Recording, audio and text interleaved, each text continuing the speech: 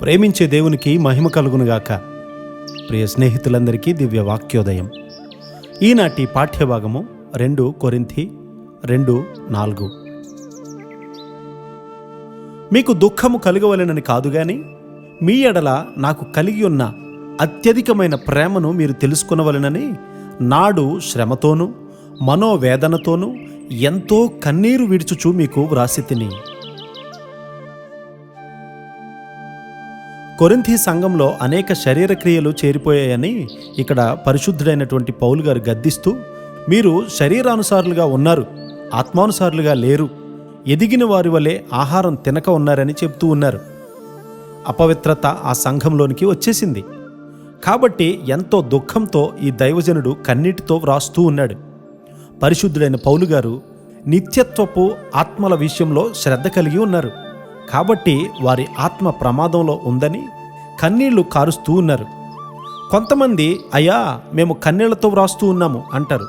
హృదయంలోనికి దుఃఖకరమైనది చొచ్చుకొని పోతే కన్నీళ్ళు వస్తాయి.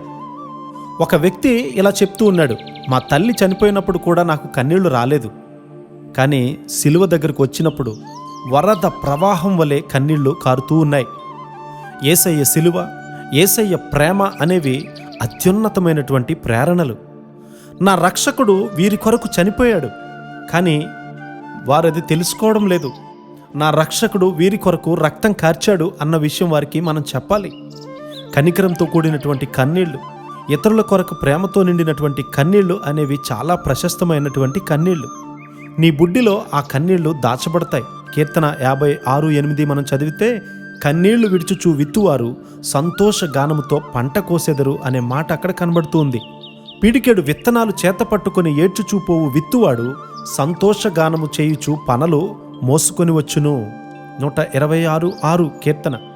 అవును, క్రైస్తవ జీవితంలో కన్నీళ్లు ఉండాలి, లేకపోతే ఏదో పొరపాటు ఉందన్నమాట. నీ చుట్టూ ఉన్నటువంటి దుస్థితి చూసి నీవెల్లప్పుడూ కూడా మొర్రపెడతావు. ఆత్మల కొరకైనటువంటి కనికరము, ప్రేమ కలిగి భారమైనటువంటి హృదయంతో ప్రార్థన చేస్తే మనం ముందుకు సాగి నిజమైనటువంటి ఉద్యమాన్ని తేగలుగుతాము. అట్టి కృపా ధన్యత దేవుడు మనందరికీ సమృద్ధిగా అనుగ్రహించునుగాక. ఆమేన్.